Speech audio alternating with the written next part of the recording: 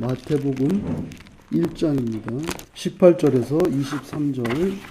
마태복음 1장 18절에서 23절 교독하겠습니다. 예수 그리스도의 나심은 이러하니라.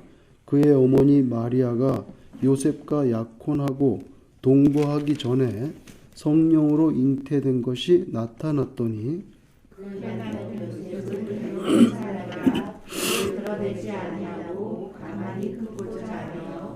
이 일을 생각할 때에 주의 사자가 현몽하여 이르되 다윗의 자손 요셉아 내 아내 마리아 데려오기를 무서워하지 말라. 그에게 잉태된 자는 성령으로 된 것이라. 아들을 낳으리니 이름을 예수라 하나 이는 그가 자기 백성을 그들의 죄에서 구원할 자이시라 하니라. 이 모든 일이 된 것은 주께서 선지자로 하신 말씀을 이루려 하심이니 이르시되 보라 처녀가 잉태하여 아들을 낳을 것이요 그의 이름을 임마누엘이라 하리라 하셨으니 이를 번역한즉 하나님이 우리와 함께 계시다 함이라. 아멘. 예수님 그 탄생하실 때의 그 상황에 대해서 마태가 이렇게 기록을 해줬는데요. 하나님이 생각보다 자상한 분이시다 이런 생각을 하게 됩니다. 하나님은 신이시고요. 우리는 인간이잖아요. 하나님은 우리를 지으신 분이고 온 우주 만물의 주인이시기 때문에 하나님이 당신이 하시는 일에 대해서 굳이 그렇게 구구절절히 설명하지 않고 그냥 내버려둘 수도 있는데 오늘 본문에 보면 대단히 친절하게 가르쳐 주십니다. 굉장히 자세하게. 그리고 성령으로 잉태됐다는 거, 그리고 이게 이제 구약시대부터 다 계획되고 예정되고 하나님의 경륜 가운데 선지자로 이사야죠. 선지자로 하신 말씀을 이렇게 다 이루는 거다 해서 요셉에게 안정시켜주고 요셉이 자기랑 동침하지도 않았는데 약혼녀가 아기를 가졌다는 것에 대해서 참 기가 막힌 노릇인데 그런 복잡한 생각을 하지 말고 데려오라. 굉장히 자세하게 설명해 줘요. 하나님께서 우리 인간들에게 구구절절히 이렇게 말씀 안 하시고 그냥 일을 진행해도 되는데 하나님의 그 성품, 하나님의 성품이 또 오늘 여기 본문에 보면 이렇게 단적으로 드러나는 거죠. 그러니까 우리가 교회 일을 할 때도 그런 면이 있는 것 같아요. 뭐 어떤 경우에 그런 거 있잖아요. 뭐 이제 누가 독단적으로 그게 목사님이든 뭐 누구든 간에 독단적으로 일을 하는 거. 그래서 이제 교회에서 문제가 일어나고 잡음이 일어나는 거죠. 그러나 사소한 것에서도 독단이라는 것이 참 그 마음을 상하게 할 수 있다. 근데 하나님의 성품은 이렇게 다 설명해서 오해를 풀어주시고 그렇게 하는 것을 우리가 보게 됩니다. 여러분 예수님의 기독교의 그 역사가는요. 예수님의 재림 있잖아요. 예수님의 재림의 시간 있잖아요. 그게 언젠지 모르지만 예수님의 재림이 되면 우리가 말하는 은혜의 시대는 끝납니다. 예수님의 재림이 오면 그때는 그 구체적이고 현실적인 심판의 시대란 말이에요. 그때는 은혜가 없어요. 그냥 간단히 말하면 봐주는 것이 없어요. 그때는 이제 완전히 그 하나님의 그 타임 테이블에 마지막 순간이기 때문에 그때는 은혜가 아니에요. 그때는 심판이에요. 예수님이 초림하실 때는 다 태어나면 한번 살아보겠다고 태어나잖아요. 근데 죽으려고 태어나신 분이 예수님이에요. 목적이 죽는 거예요. 그래서 예수님의 초림은 우리를 위해서 고난받고 죽는 걸 위해서 태어나셨죠. 고난받는 종, 영어로 suffering servant로 오셨기 때문에 은혜지만 재림 때에는 심판의 주로, 그죠? 심판의 주로 오시기 때문에 servant가 아니에요. 심판이에요. 그래서 그 재림 때까지는 아직은 우리가 은혜의 시대에 들어 있어요. 용서도 있고 회개도 있고 하나님께서 은혜를 주시지만, 그러니까 그때까지는, 재림 때까지. 그래서 고린도서 6장 2절 같은 데 보면 보라 지금은 은혜 받을 만한 때요. 여기 말하잖아요. 아직은 그렇다는 거예요. 은혜 받을 만한 때요. 보라 지금은 구원의 날이로다. 근데 그 말이 안 통할 때가 있는 게 그 재림이에요. 그때는 이제 끝나는 거예요. 양염소를 가르기 때문에. 은혜는요, 베푸는 쪽이 있고 그 은혜를 받는 쪽이 있잖아요. 베푸는 쪽이 있고 받는 쪽이 있는데, 은혜를 베풀어 주는 것만 해도 감사한데 은혜를 베푸는 쪽이 은혜를 받는 쪽의 형편까지 다 헤아려 가지고, 그래서 은혜를 베풀어 준다면 얼마나 대단한 배려이고 돌봄이고 사랑입니까? 어떤 분이 만약에 선물을 주는데 어떤 사람이 옵니다. 사람이 오면은 이제 선물을 주려고 갖고 있어요. 그러면 사람이 오면은 이제 건물 안에 들어와서 선물을 줄 수가 있는데, 건물 밖에까지 선물을 가지고 나와 있어. 건물 밖에까지 선물을 가지고 나와서 기다리고 있는 거예요. 차에 실어야 되니까. 여기까지 들어왔다가 또 나가면 힘드니까 아예 선물을 가지고 추운 겨울에 밖에 나와서 차가 오기를 기다리고 있다가, 그 배려죠. 그게 배려입니다. 그게 배려인데, 하나님이 그러신 분이에요. 죄악된 세상을 향해서 하나님을 우리가 보이지 않기 때문에 경험할 수가 없어요. 하나님은 영적인 존재잖아요. 보이지 않잖아요. 보이지 않는 spiritual being, 영적인 존재란 말이에요. 근데 경험할 수 있도록 만져보고 말할 수 있고 얼굴을 볼 수 있게 그렇게 베풀어 주셨는데, 그 은혜를 받는 쪽 입장까지 먼저 헤아려 가지고 성육신 역사, 성자 예수님 이 땅에 오신 거, 성육신 역사를요, 이 세상의 가장 낮은 자리 베들레헴 마구간으로 세팅을 그렇게 하셨어요. 전 중요하다고 생각해요. 만일 동방 박사들이 상식적으로 생각해가지고 메시아가 오면은 뭐 그래도 궁궐에서 태어나지 않겠어? 그래서 먼저 헤롯의 궁전으로 갔잖아요. 그래서 유대인의 왕으로 오신 이가 어디 있느냐? 그러니까 놀깡 헤롯이 유대인의 왕이 난데 뭘 또 와오기는 큰일 난 거죠, 그죠? 그래서 먼저 헤롯의 궁전으로 메시아를 찾아갔던 것처럼, 메시아가 왕족으로 헤롯 궁전 같은 곳에 태어났다면 그 메시아는요, 말하자면 가진 자, 금수저, 요새 말로 권력층의 전유물이 될 수도 있었을 거예요. 왕족으로 태어났다면.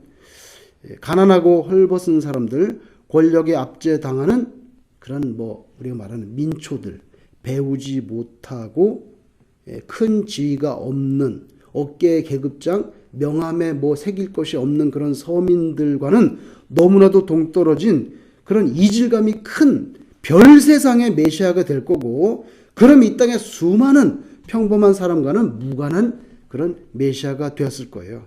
근데 하나님이 이를 아시고 메시아를 아주 시골, 한 작은 마을, 베들레헴이라는 건 정말 시골이거든요. 거기에 그것도 번듯한 요람도 이렇게 따뜻한 땅바닥에, 방바닥에 번듯한 요람 하나 깔아줄 수 없어가지고 마소들이 건초를 먹는 그 구유에다가 아기를 누웠잖아요. 이것이 하나님의 은혜고 사랑인데요. 우리는 그 사랑으로 인해서 우리가 유대인이 아니잖아요. 그죠? 우리 금수저도 아니고요. 이방인이고 평범한 인생들이지만, 다시 말하면 성경대로 금그릇도 아니고 은그릇도 아니고 흙으로 빚어 가마에 구워낸 깨어지기 쉬운 질그릇이잖아요. 우리가 수준이 그 질그릇 같은 우리 속에 귀한 보배 예수 그리스도를 담아낼 수 있게 해준 거, 우리 형편을 헤아려 주신 거죠. 여러분, 눈에 보이지도 않는 현미경으로나 봐야 보이는 그런 바이러스가 눈에 안 보이잖아요. 근데 그게 코로 들어오든지 손에 묻든지, 그게 들어오면 막 열이 나고 심지어는 휘청거리고 죽을 수도 있는 그런 질그릇이지만, 그 속에 보배, 우리가 모시고 있는 예수 그리스도 때문에 질그릇조차도 굉장히 귀하게 여겨지는 거예요. 여러분, 어떤 분이 만약에 여기 다이아 보석 반지가 있어. 그럼 보석 반지를 담고 있는 그 조그만 케이스가 있어. 그럼 그 케이스도 굉장히 중요한 거예요. 그래서 서랍을 열어서 케이스가 있나 없나 항상 보잖아요. 그죠? 중요하단 말이에요. 왜냐하면 그 안에 있는 보배가 중요하니까 예수님을 모시니까 질그릇 같은 우리도 귀하게 여겨지는 거예요. 그래서 하나님은 심지어 그 질그릇이 완전히 부서지는 때, 곧 신자가 죽는 날이죠. 그 죽음조차도 그것도 귀하다는 거예요. 그 정도로 우리에게 은혜를 주세요. 개역 한글판으로 시편 116편 15절에 성도의 죽는 것을 이렇게 나오죠. 성도의 죽는 게 질그릇이 깨지는 거예요. 이제 한평생 쓰다가 깨지는 거죠. 성도의 죽는 것을 여호와께서 귀중히 보시는도다. 이렇게 말합니다. 이렇게 말해요. 이 모든 은총의 발단이 하나님의 우리 인생을 긍휼히 여기시고 사랑하셔서 언제나 우리와 함께 하시는 것을 좋아하시기 때문이죠. 같이 있고 싶어 하는 거예요. 왜? 사랑하니까. 같이 있고 싶어 하는 거예요. 그래서 결국 하나님은 우리에게 어떤 하나님이냐? 여러분, 임마누엘 하나님이다. 이렇게 말씀하죠. 임마누엘 히브리 말인데요. 임이라는 게 이게 영어로 하면 음역을 하면 YIM이에요. YIM. 전치사입니다. with 함께라는 이 임이라는 단어가 임이라는 말이 전치사 with예요. 근데 거기다가 대명사 그 엔딩 어미를 붙이는데 누를 붙여 누를 붙이면 이게 대명사 중에 그 어스가 돼요. 어스 우리 그 목적격. 그래서 임에다 누를 붙이는데 그래갖고 임마누 이렇게 된 거거든요. 임마누 해서 임에다가 누를 붙여서 임마누. 그래서 그 글자 그대로 with us예요. with us. 그냥 문자 그대로 with us. 근데 그 다음에 L이 있잖아요. 하나님 아시죠? L. 그래서 임마누엘 그러면 하나님이 with us. 여기 임마누엘이에요. 그냥 그 단어 자체가. 그래서 임마누엘이 하나님이 우리와 함께. 그래서 하나님이 여러분과 함께 이렇게 천주교 미사 같은 거 할 때 하나님이 신부님과 함께 곡조가 있잖아요. 근데 저 그거 좋다고 생각해요. 그게 왜 나쁜 거야? 근데 개신교가 종교개혁 하면서 다 버려버렸어요. 그런 거를. 근데 그게 나쁘지 않잖아요. 그거는.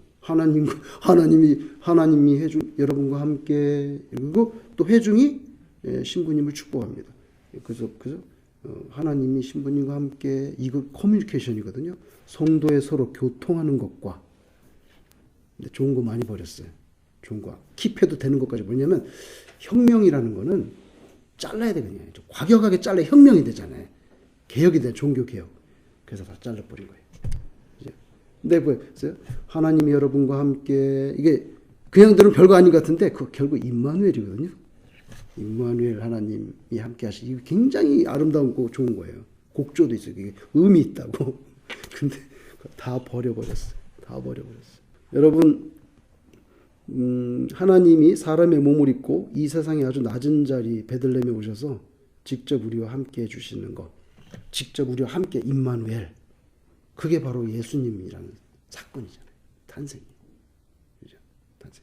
여러분 창세기 1장에 보면 하나님의 천지를 창조하실 때 말씀으로 하죠. 태초에 하나님이 천지를 창조하시니라. 그 다음에 하나님이 옛날 번역에 가라사대. 지금은 하나님이 이르시되 빛이 있으라. 말이잖아요. 말. 빛이 있으시니 빛이 있었고 그 다음에 하나님이 이르시되 물 가운데 궁창이 있어 물과 물로 나뉘라 하시고. 여러분 이게 무슨 말인지 아세요? 물 가운데 궁창이 있는데 잘 보세요. 물 가운데 궁창이 있는데 물과 물로 나뉘래. 이게 뭔 말인지 아세요? 처음에 혼돈과 공허인데요. 물이 막 섞여 있어요. 이렇게 물이 막 섞여 있는데 잘 보세요. 물이 막 섞여 있는데 잘 보세요. 물이 막 섞여 있는데 물 가운데 궁창이 있어? 잘 보세요. 여기다가 물이 섞여 있는데 물 가운데다가 얇은 천 같은 거를 쫙 끼는 거예요. 이렇게. 천 같은 걸 껴서 성경에 뭐야? 물과 물로. 자 보세요. 천을 꼈죠. 그럼 어떻게 됩니까?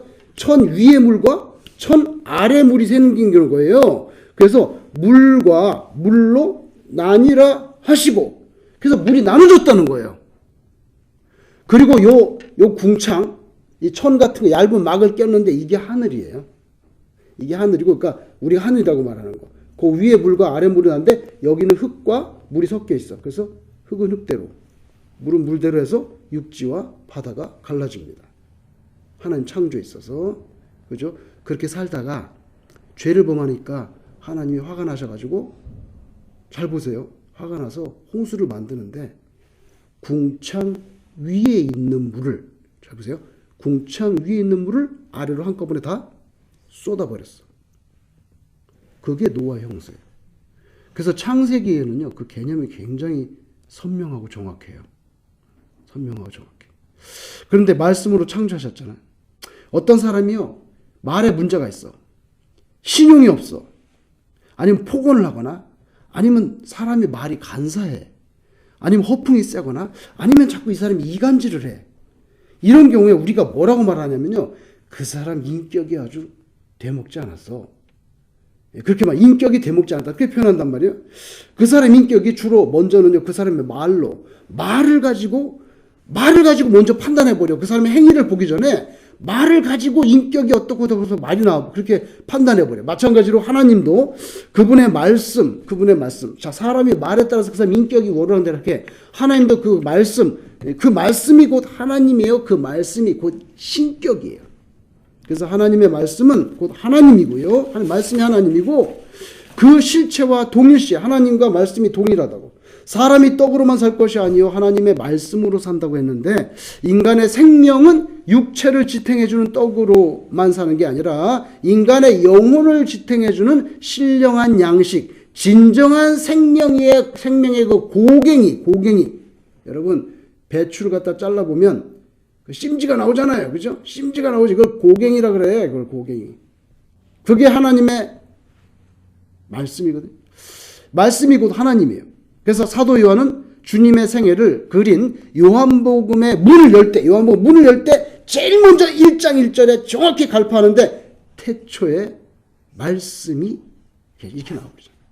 그래서 사도 요한은 참 대단한 분이에요. 성령이 감동하시면 썼지만 인간적으로 대단한 분이에요. 태초에 말씀이, 이 얼마나 철학적이에요? 이 얼마나 정확한 말씀이에요? 그죠? 그리고 바로 이어서 뭐라는 줄 아세요? 이 말씀이 하나님과 함께 계셨으니 이 말씀은 곧 하나님이시니라. 이렇게 나오거든요. 말씀이 하나님이시래. 그러다가 요한복음 1장 14절에 가면 말씀이 육신이 되어 우리 가운데 거하심에, 바로 예수님의 탄생, 성육신 사건이죠. 죄와 사망, 우리의 가난, 질병, 그리고 저주 가운데 있는 사탄의 압제하에 놓여 있는 우리를 구원하시려고 이 땅에 오셨어요. 오늘 저와 여러분이 교독한 말씀에 보면 예수님 이름 2개가 나옵니다. 21절에 예수가 나오죠. 아들을 낳으리니 예수라 하라. 여러분, 예수는요, 그냥 그 당시에 썼던 아람어로는 예수아인데, 원래 예수아인데, 헬라어, 그리스 말로는 예수스. 그래서 그걸 번역해가지고 지저스가 된 거예요. 근데 예수스를 갖다가 지저스가 됐는데 한국말이 더 비슷해, 원어랑. 그잖아요. 예수와 예수스, 우리 뭐예요? 예수, 우리가 비슷해요. 지저스는 사실 말이 그게 달라요. 근데 그 예수와, 우리가 예수님이라는 예수와는 어디서 나냐면 좌수하거든요, 말하자면. 좌수는 구약시대 때 뭐예요? 여호수아를 말하는 거예요. 여호수아의 뜻이 뭐냐면 하나님의 구원. 그래서 이름을 예수라는 뭐야? 하나님의 구원. 하나님이 우리를 구원하신다. 그게 이름이라는 거예요. 그런데 이 이름보다 더 먼저 구약 때부터 지어진 메시아의 이름이 있는데, 그게 바로 23절에 보면 보라, 처녀가 잉태하여 아들을 낳을 것이요. 그 이름이 뭐예요? 임마누엘. 그 이름이 2개예요. 하나는 하나님의 구원, 또 하나는 하나님이 우리와 함께, 이거예요. 바로 이거. 임마누엘. 그래서 여러분, 하나님이 우리와 함께 하신다는 그 임마누엘의 확증된 사건이 뭐냐면 예수님의 탄생이에요. 그죠? 예수님의 탄생이에요. 죄악이 관영한 이 세상에서 하나님이 우리와 함께 해주신다는 거, 대단히 놀라운 그런 은혜가 아닐 수가 없습니다. 인간이 아담의 그 원죄와 함께 하나님께 불순종해서 죄인이 된 순간부터 하나님과의 관계가 멀어지고요. 하나님의 품을 떠나서 방황하게 된 거죠. 이런 인생들을 불쌍히 여기신 하나님께서 친히 자신의 몸을 낮추시고 가장 높은 곳에서 가장 비천한 곳으로 내려오신 게 임마누엘 사건이고 그게 바로 예수님의 탄생이죠. 여러분, 주님이 오시는 자리에 어그러진 것이 회복되는 그런 영적인 치유가 있는 줄로 믿습니다. 육신도 때로 치유가 돼요. 묶인 것이 자유함을 얻을 수가 있고요. 예수님이 계신 곳에 우는 자가 다시 크게 웃을 수가 있습니다. 하나님께서 우리에게 주신 가장 큰 약속은 뭐예요? 구원에 대한 약속. 구원에 대한 그 성취가 예수님의 탄생이죠. 그래서 여러분, 참신자는 뭐냐? 간단히 말하면 하나님이 그 사람과 동행해 주는 사람. 함께 해준다고, 그냥 같이 있어준다는 거예요. 그거 진짜 신자고요. 그리고 동시에 또한 그 사람 역시 세상 속에 아주 매몰돼 가지고 살아가는 그런 사람이 아니라 주님과 실체적으로 동행하는, 하나님이 함께 해주시고 그 사람도 하나님과 같이 걸어가는, 그게 진짜 신자라는 거죠. 지난주에 좀 특별한 일이 있었어요. 젤렌스키 우크라이나 대통령이 전쟁이 나고 처음으로 외국에 나왔어요. 전쟁이 난 지 300일이 넘었는데 처음으로 외국에 나왔는데 그게 바로 미국이에요. 극비리에 폴란드로 건너가서 폴란드에서 비행기 타고 극비리에 백악관으로 왔어요. 도움 요청하려고. 특별히 필요한 거는 페이트리어트 방공 미사일 시스템 빨리 보내달라. 왜냐하면 러시아가 자꾸만 쏘는데 페이트리어트는 쏘면 같이 올라가서 하늘에서 탁 부셔버리니까 그거 필요하다는 거예요. 그거 좀 자꾸만 민기적 끄지 말고 빨리 좀 보내주라고. 젤렌스키는 참 멋있는 사람이에요. 미안하다. 우리는 전쟁 중이야. 그랬어. 근데 그 말 한마디가 확 쥐어먹더라고. 진짜 아쉬운 소리하고 거지같이 하는 거 미안한데 어쩔 수 없다니 우리는 미안하다.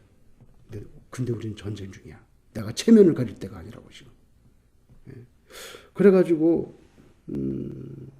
그 시스템 18억 5천만 불 그리고 인도주의 지원 3억 7,400만 불 보내겠다. 바이든이 약속했어요. 이거 퍼블릭하게 약속한 거예요.